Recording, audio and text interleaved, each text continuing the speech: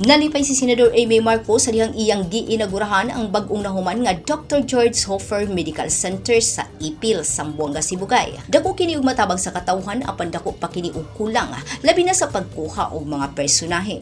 Sibugay continues to be one of the youngest provinces and one of the poorest.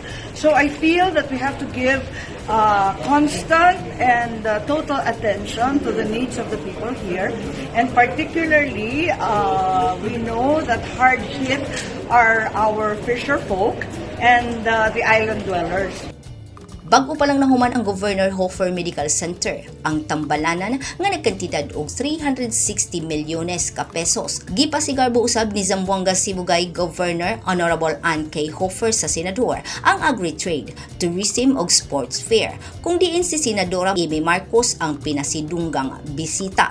Sobra 30 ka mga small, medium enterprises nga giorganisa sa Department of Trade and Industry ang may partisipar sa Agri-Trade and Tourism Fair. Magkita usab sa maong aktibidad ang mga nagkalain-laing baligya gikan sa 16 ka local government unit samtang ang mga booths abli sugod kaniadtong adlong Sabado, Pebrero 11 hangtod karong Pebrero 26, 2023 og nahimutang atbang lamang sa Capitol Main Building sa walang nga parte sa may entrance sa Capitol Hills, Ipil Heights, Ipil, Zamboanga Sibugay. Ang tibuok probinsya adunay duha ka semana nga kalihukan ug mahuman kini sa Pebrero 26.